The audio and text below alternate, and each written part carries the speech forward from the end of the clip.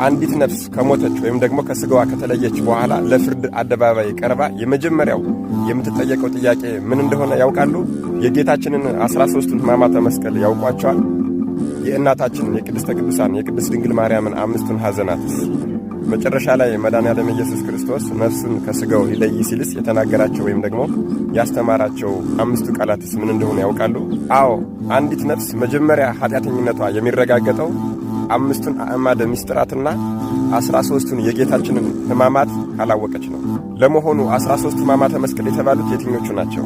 በዚህ በአብይ ጾም ሰሙነ ሕማማት ወይም ደግሞ የመጨረሻው የስግደት ሳምንት ከመድረሱ በፊት አንድ የኦርቶዶክስ ተዋሕዶ አማኝ በዚህ የአብይ ጾም 13ቱን ሕማማተ መስቀል፣ 5ቱን የእመቤታችንን ሐዘናት እንዲሁም ደግሞ 5ቱን አጽራረ መስቀል ወይም ደግሞ መስቀል ላይ ሆኖ መጨረሻ ላይ የተናገራቸውን ቃላቶች ካላወቀ አምላካችን ቸር የዋህ መሐሪ እንዲሁም ደግሞ ይቅር ባይ ሁሉንም የሚያውቅ በመሆኑ ይቀበልለታል እንጂ ሲጾመው የነበረው ጾም ፍጹም ይሆንለታል ብሎ ማሰብ ይከብዳል።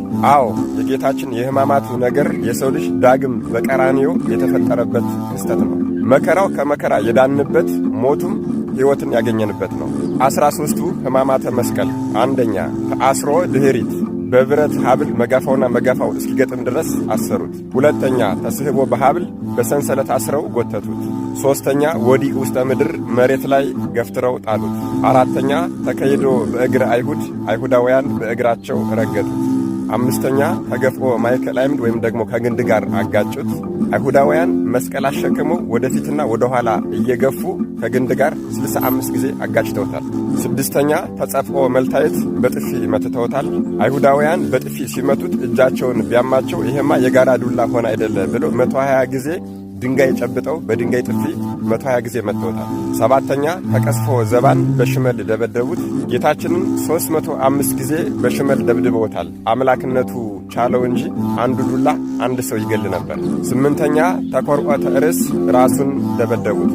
አይሁዳውያን ጌታችንን ፊቱን በጨርቅ ሸፍነው ራሱንና ፊቱን እየደበደቡና እየመቱ ማን የመታህ በል ተናገር ብለው ተሳለቁበት። 9ኛ አክሊለ ሦክ የሾህ አክሊል ጭንቅላቱ ላይ አጠለቁለት። አይሁዳውያን 300 የእሾህ ስቁረት ያለው አክሊል አዘጋጅተው ንጉሥ ነህና ዘውድ ይገባሃል ብለው በራሱ ላይ ደፉበት። አክሊሉም ላይ 73 ፍሬ 1 ክንድ ከስንዝር የሚሆን ስለት አዘጋጅተው በራሱ መሃል ለመሃል ቸነከሩበት። 10ኛ ጸዊረ መስቀል አሸከሙት። ከኋላ ያሉት ቶሎ ቶሎ ሂድ ብለው ሲገፉት በልቡ ይወድቃል። ከፊት ያሉት ደግሞ ቀስ በል ብለው ሲገፉት በጀርባው ይወድቃል። እንደዚህ እያደረጉ 136 ጊዜ መስቀል ለተሸከመ ጣሉት። ጌታችንም መስቀሉ እርጥብ ነውና ደከመው።